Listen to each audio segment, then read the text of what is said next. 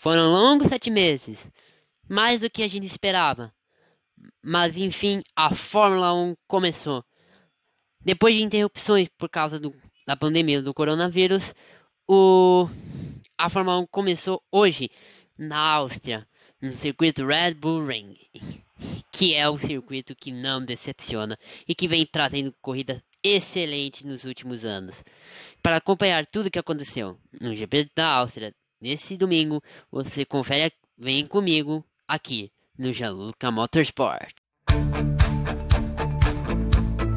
Bom, logo na largada não tivemos muitos problemas.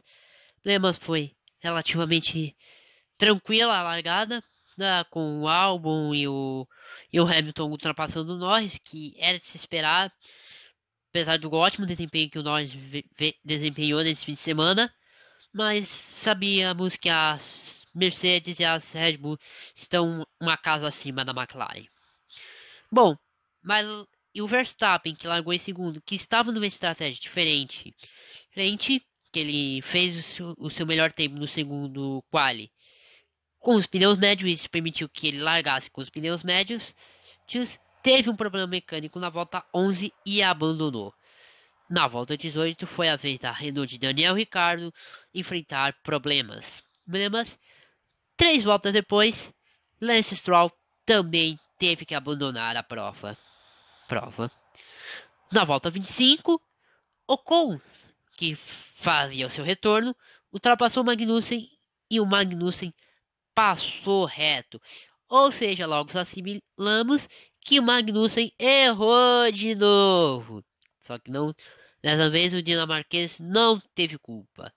Ele teve um problema nos freios e por isso que passou reto, tendo que abandonar a prova, e isso causou a entrada do safety car e houveram as paradas para as trocas dos pneus macios para os pneus duros, incluindo aquela famosa troca da Mercedes, apesar que todo mundo fez isso dessa vez, aquela troca rápida onde eles trocam um já tão, enquanto o outro está chegando sem ele ter que esperar. E nesse pit stop também teve um intervalo entre o Norris e o Pérez, que estava fazendo uma boa corrida. Aí fomos para a relargada, onde Sebastian Vettel errou de novo. Ela, viu? O Vettel tá passando por uma fase que eu vou te contar, meus amigos. Tá mal. E ele caiu lá para trás. Aí ficaram umas voltas aí na disputa entre Leclerc, Norris, Sainz, Pérez. Lá na frente o Albon tentando chegar nas Mercedes, mas não conseguiu. O Hamilton deu uma apertadinha no ritmo para cima do Bottas. Lembrando que a Mercedes estava não estava com problema, mas estava com medo que desse problema, porque parecia que toda vez que eles passavam na zebra, estava dando uma danificada no motor e aquilo poderia, né, acarretar num possível abandono de ambos os carros. Lembrando que nos últimos anos na Áustria a Mercedes não vem muito bem. Em 2019 eles tiveram um terceiro lugar com o Bottas e um quinto com o Hamilton, e em 2017 as duas abandonaram a prova. Por isso era uma certa precaução. Então, até que na volta 50, o Grosjean saiu na pista de novo, que ele já tinha saído algumas voltas atrás, e abandonou. Isso não gerou nenhum certificado, mas enquanto isso, George Russell, piloto da Williams, também teve um problema mecânico, parou ali na área de escapamento e abandonou a prova e estacionou mais um safety car. Com isso, o Albon, Pérez não, Norris, Sainz, Leclerc e alguns outros pilotos pararam para trocar os pneus e partir para cima. Enquanto isso, as Mercedes e o Sérgio Pérez seguiram na pista. Na volta 51, tivemos a largada na qual o Albon conseguiu ultrapassar Sérgio Pérez, porém ela não durou muito porque depois vimos que o Kimi Raikkonen estava sem uma roda, sem um pneu. Aí a gente vê na câmera do Sebastian Vettel na imagem que podia ter dado um acidente sério. A roda de Kimi Raikkonen saiu e saiu rodando na frente do piloto alemão da Ferrari. Aparentemente não apertaram direito a porca. Oh, meu Deus do céu. Tem 20 pilotos, vocês vão logo mais de qual tem que sair o pneu? Do Raikkonen, que é o cara mais bem-humorado do ringue, do grid. Só que não, né? Coitado do mecânico, vai ficar ouvindo nem precisa ouvir, só o olhar congelante do Kimi Raikkonen já demonstra tudo. Kimi Raikkonen que está perto de quebrar o recorde de participações em GPs do Rubens Barrichello, mas ele acabou abandonando essa prova. Na relargada, que não demorou muito tempo para acontecer, Alexander Albon partiu para cima de Lewis Hamilton. E por incrível que pareça, os dois bateram de novo. A segunda vez em 3 corridas. Aí você fala, mas essa é a primeira corrida do ano já. Mas tivemos outras 2 antes, né? Para encerrar a temporada, que foi o GP de Brasil, onde eles se enroscaram no final da prova, e em Abu Dhabi. Então, tecnicamente, são 2 intervalos entre Albon e Hamilton em 3 corridas. E com isso, o inglês acabou recebendo uma punição de 5 segundos. Também o Sérgio Pérez também recebeu uma punição de 5 segundos por parecer que extrapolou o limite de velocidade dos pits lá naquela confusão que eu falei. Essa punição ficou meio estranha. Eu tô achando que eles deram uma maquiada para dar uma punição que a gente chama de unsafe release, que é a saída segura. Nada segura, né? Quer dizer, saída precipitada, pronto. Tu é o termo certo. Tu que eu convenhamos. O piloto é o que tem menos culpa desse tipo de coisa. O que eu falo, quem tem que ser punido é a equipe. Dá uma multinha ali e bota na caderneta, que se vier acontecer de novo, pode dar algum tipo de punição mais severa para a equipe. E foi isso. Aí o desempenho do Pérez caiu, enquanto isso, Charles Leclerc. Curioso, eu não ter falado até agora do piloto Monegasco da Ferrari. É porque o carro da Ferrari não é bom. O carro da Ferrari tá brigando para ser a terceira força com a McLaren e com a Racing Point. E é isso, né? E ele ultrapassou o Pérez numa manobra maravilhosa, uma bonita manobra, botou de lado na curva 3 e passou o... É que eles falam que a curva 2 é meio que a curva reta que tem o DRS, então a culpa não é minha. Aquela lá é a curva 3. O acidente do Albon e do Hamilton foi na curva 4. Na curva após a reta oposta. E o Bottas ficou tranquilo. Como eu disse, nunca teve uma ameaça para vencer a prova. Também lembrando que na volta 69 o Albon abandonou por um problema mecânico e o Kvyat teve um estouro de pneu na volta seguinte. Ambos não completaram a prova. Ignorem o barulho. Como eu ia dizendo, o Bottas teve uma corrida tranquila. Em nenhum momento chegou a ter a sua liderança ameaçada.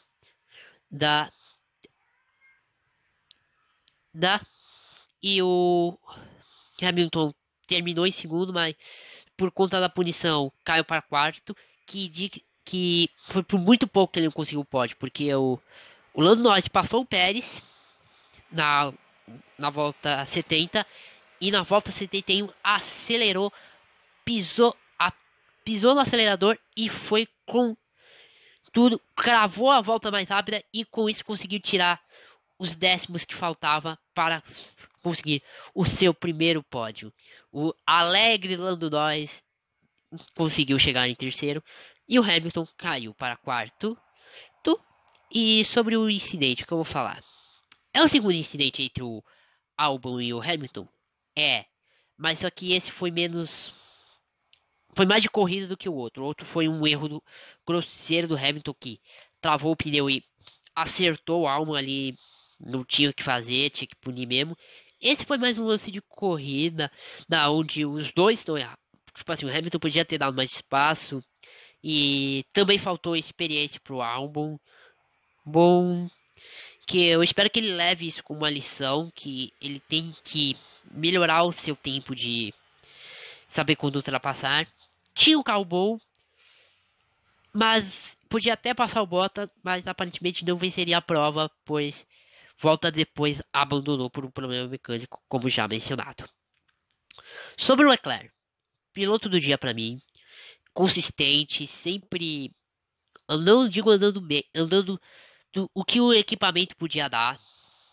Um segundo lugar para ele. Como ele disse mesmo, é uma surpresa. Ele tá muito contente com isso.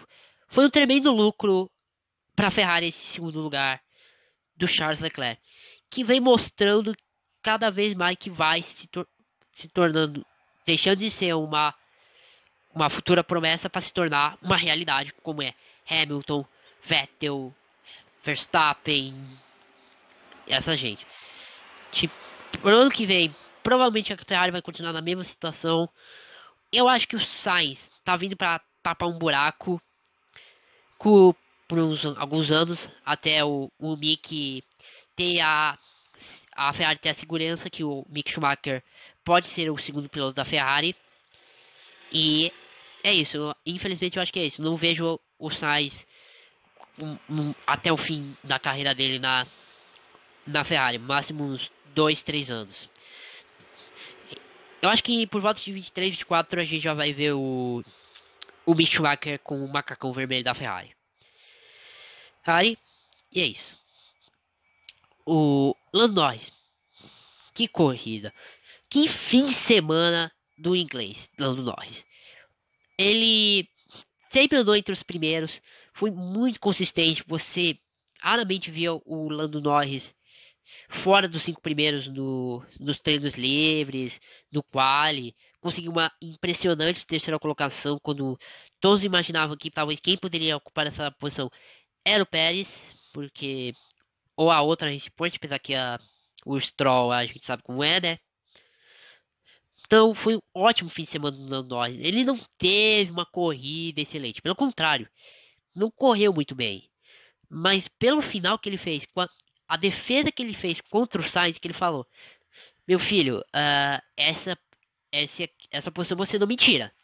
Não tirou, foi forte e na última volta acelerou, tirou tudo e mais um pouco que aquela McLaren podia oferecer, arrancou a melhor volta e com isso conquistou o pódio. Falar um pouquinho do Lando Norris, para mim, dos três que subiram no passado, Russell, Albon e Norris, para mim o Lando Norris é o melhor. Ano que vem a McLaren vai estar com o motor Mercedes. Olho vivo na McLaren pro ano que vem. Vem e para 2022. Eu acho que a McLaren vai dar trabalho. Tá vindo o Ricardo, que a gente sabe que o Ricardo é um excelente piloto. Infelizmente, acabou assentando um projeto que era furada da Renault, como a gente pode ver. A Renault não consegue entregar o que era se esperava e se prometia dela. Muita gente fala, a Renault vai brigar por terceiro lugar com a RBR, vai brigar pelo segundo lugar com a Ferrari. Não aconteceu isso. A Renault tá lá forte e solidamente com uma sexta equipe do grid, o que, convenhamos, nos tempos de hoje, com apenas 10 equipes, sendo que uma é a Williams, que tá muito atrás, é bem ruim e bem decepcionante.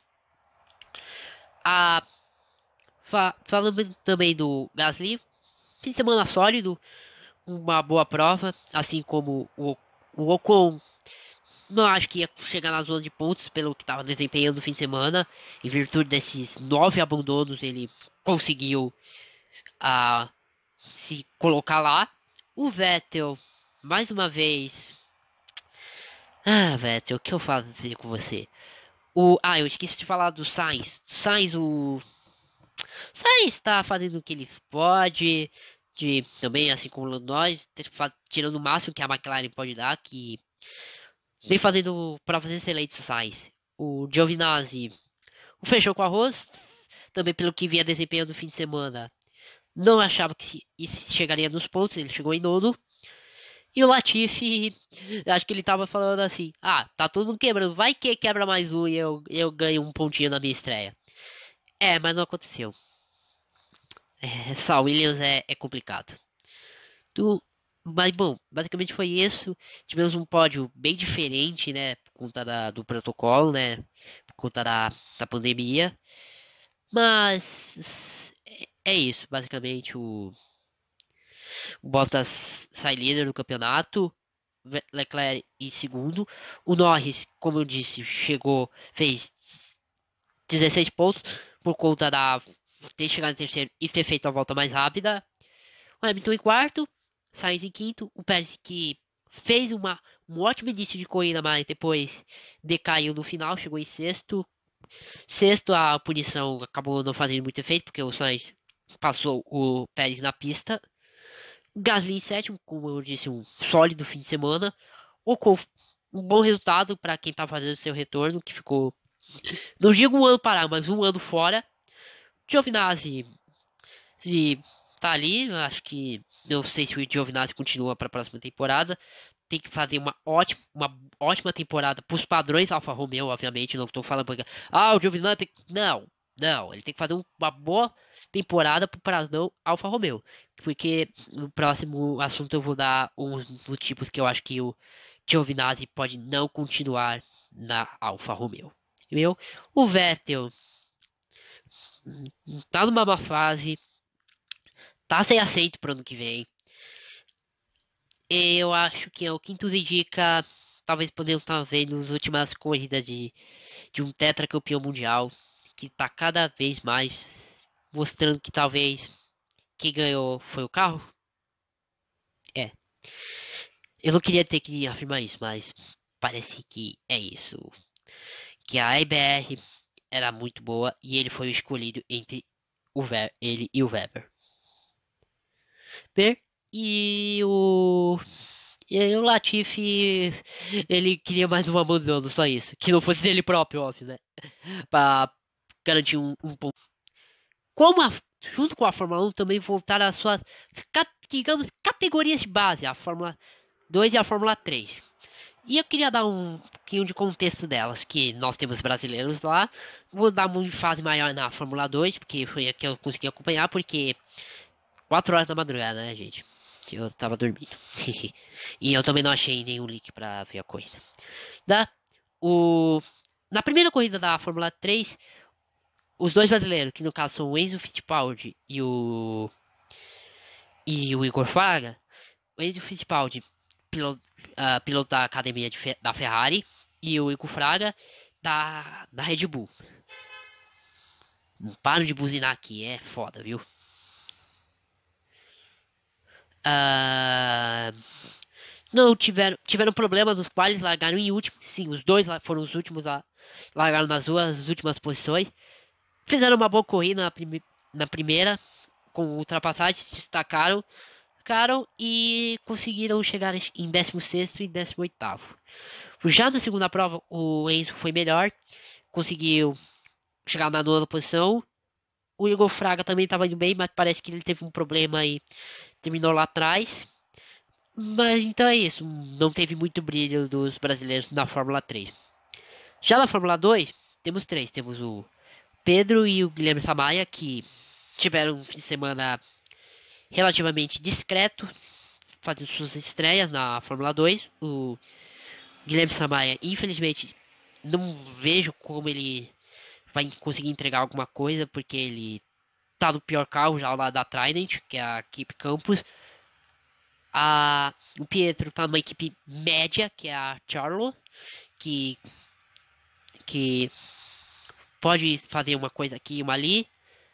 E temos o Felipe Drogovic, que esse sim teve um fim de semana excepcional. Também seu primeiro fim de semana na Fórmula 2. No qual ele conseguiu se classificar em segundo. Lembrando que o Drogovic tá na equipe MP, que é uma equipe pequena para média, mais pequena que uma média. Então esse segundo lugar foi excelente, uma surpresa muito agradável. Viu? Mas porém na primeira prova ele teve problemas. O carro também não tem o mesmo desempenho da Uni, da, da Arte, da Dance, da Prema, da Carlin. Apesar que a Carlin tá com dois pilotos bem de médio porte, que eu acho que esse ano capaz de a gente não ver uma Carlin muito forte. O E a MP não tem o equipamento, por exemplo. Bom, tem um equipamento bom, mas, por exemplo, o equipamento do Pedro é melhor. Que eu falei Pietro, desculpa, tá? Daquela primeira vez. O... Mas essa segunda posição foi excepcional. Porém, na corrida ele não largou bem na primeira, caiu para quarto. E o pneu dele se desgastou muito rápido. Não é à toa, ele foi o primeiro a parar. E enquanto isso, o Guan Yu Zhou e o Kyle Wallet e o Mick Schumacher dispararam na frente. Aí ele foi passado por Tinton, Tom nos box, Deletraz e Juliana Alesi já depois das paradas, porque ele foi o primeiro. Falando um pouquinho mais da prova, da primeira, o Guan Yu Zhou estava liderando a prova, estava disputando com o seu companheiro de equipe, o Kyle Wallet, e o Mick Schumacher pela vitória. Teve um problema, terminou lá atrás. E com isso a vitória caiu no colo do Kyle Wallet, porque o Mick deu uma pipocada. Ele errou, foi lá para fora e terminou em 11º a prova. E essas duas quebras foram muito importantes para o Drogovic, porque ele conseguiu terminar em oitavo. Depois eu explico. E na Fórmula 2, o grid entre os dois primeiro inverte. Ou seja, o Kyle Wilde, que ganhou a prova, largou em oitavo, e o Drogovic, que chegou em oitavo, largou em primeiro. Também falar um pouquinho do Armstrong e do Schwartzman, que é o que era no ponto que eu ia chegar do Giovinazzi. Porque eu acho que o Giovinazzi é capaz de não conseguir continuar na Alfa Romeo pro ano que vem. Provavelmente o Kimi vai se aposentar e o contrato do Mick Schumacher tá prontinho para ele subir. Já o Giovinazzi, se ele não entregar uma boa corrida, ele vai ser substituído pelo Armstrong e pelo Schwartzman, que são dois pilotos da Ferrari Academy, que correram muito bem, brigaram por esse terceiro lugar a corrida inteira, né? Basicamente porque sempre estavam disputando entre eles. E os dois têm um desempenho bem satisfatório, são dois bons pilotos, dos que eu acho que por conta de ter pouco carro no grid competitivo, não sei se eles vão para frente, mas são ótimos pilotos e é isso, né? Foram consistentes. O Armstrong é um ótimo piloto, sou fã dele, eu acompanho ele desde quando eu vi ele na Fórmula 3 e falei, esse cara, garoto tem talento. A mesma coisa com o Schwartzman, esses dois têm talento, mas eu acho que um vai ficar para trás. Vai ficar para trás. Provavelmente dos dois, o próprio Kyle Wilde também tá nessa briga. São três, curioso, na primeira prova foram três Ferrari Academy na no pódio, né? Mas eu acho que o Wilde é o que tá mais correndo por fora.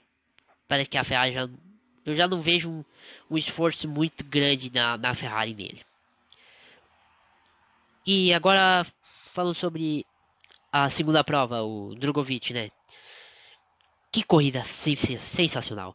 Largou em primeiro e mesmo com um monte de safety car que a prova teve problema com a Alesi, o filho do Jean Gil, João Alesi, o Armstrong, uma confusão lá atrás com o Giotto.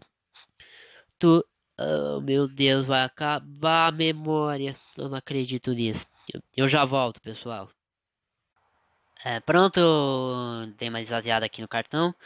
É, o Voltando a falar, tá falando da segunda corrida da Fórmula 2, né? Que o Drogovic foi excepcional. Ele largou em primeiro. Primeiro, como eu ia dizendo, teve vários safety car. Acho que a prova foi mais feita em safety car do que em bandeira verde. Mas quando tinha a bandeira verde, o Drogovic sempre foi o carro mais rápido. Foi volta mais rápida, atrás de volta mais rápida. Ele dominou a segunda corrida. Foi um desempenho muito bom. Eu, como brasileiro, né, assim como vocês, acho que todos nós ficamos muito contentes com esse desempenho do Drogovic, né? E eu espero que continue assim, né? Tanto ele como o Piquet e até mesmo o Samaia, quanto mais brasileiros a gente mais perto da Fórmula 1 melhor. E o que eu vou falar, tanto pro Drogovic quanto pro Pedro e pro Samaia, o importante é sempre terminar entre os 8 primeiros. Não importa, tipo assim, se você terminar entre os 4 primeiros, ótimo, porque você vai pontuar bastante. Te, e, mas se você terminar entre o quinto e o oitavo, também tá ótimo, porque você vai ter uma boa chance de conseguir uma vitória na corrida 2. É aquilo que eu sempre falo. Se você foi bem terminou entre os 4 primeiros na corrida, entre os 3 primeiros, vamos melhorar. 3 primeiros na corrida 1, tente terminar até pelo menos na quinta posição. Vai ser excelente. Já que se você terminou entre o sexto e o oitavo, porque o quarto e o quinto não tem muita diferença, né? Nesse caso, é tentar arrancar a vitória. E tanto nos casos dos três que eles não têm o melhor equipamento, tu vai ser bom para eles conseguirem desempenhar, fazer boas provas na corrida 2, na primeira corrida, e conquistar pódios e vitórias na corrida 2, que talvez ano que vem, sei lá, possa pintar uma Carlin, uma Dams, uma Prema, uma Art para eles. O que seria sensacional, porque essas quatro são as quatro grandes da Fórmula 2. E seria muito bom. E nessas quatro equipes, você tá um passo mais próximo da Fórmula 1. E seria incrível ver esses. Seria muito bom ver, tipo, sei lá, os três disputando o campeonato, quem sabe? Chegar lá em Abu Dhabi, tá o Drogovic, o Pedro Piquet e o Guilherme Samaia disputando o título de campeão da Fórmula 2. E talvez com isso os três emergem para a Fórmula 1. Mas basicamente é isso. É um excelente fim de semana do Drogovic. Lembrando que ele não teve uma temporada excelente na Fórmula 3 ano passado, mas conseguiu um bom desempenho para conseguir cavar uma vaga na MP. Que a MP, tanto a MP como a Campos e a Carlos, que é a Charles, sei lá como fala, a equipe, Piquet precisa demonstrar resultado, porque é uma equipe média. Mas o Samaia e o Drogovic estão lá para aprender o carro. É a primeira vez que eles largam com o carro, que eles guiam. Essa é a ideia da Campus e da MP. Eles têm que aprender, né, para poder, por exemplo, na próxima temporada, digamos que se o Drogovic continuar desempenhando o que ele fez esse fim de semana durante o resto da temporada, eu não duvido nada que a gente veja ele numa Carlin, numa Art, numa Dames ou na Prema ano que vem. Que seria excelente. A mesma coisa vale pro Samar e pro Pedro Piquet. Se eles desempenharem bons resultados, eles vão conseguir uma vaga numa dessas quatro equipes. Principalmente a Prema, que eu ia falar. Eu acho que é mais provável o Schwartzman do que o Armstrong ir pro lugar do Giovinazzi. Nazi também tem a Uni, né? Eu esqueci da Uni, né? Que provavelmente o Guan Yu Zhou, se fizer uma ótima temporada na Fórmula 2, talvez seja o cara para substituir o Ricardo que tá de saída. Tá. Mas então é isso, né? Excelente trabalho do Drogovic. Torçamos para que ele continue assim, para que talvez ano que vem conseguir uma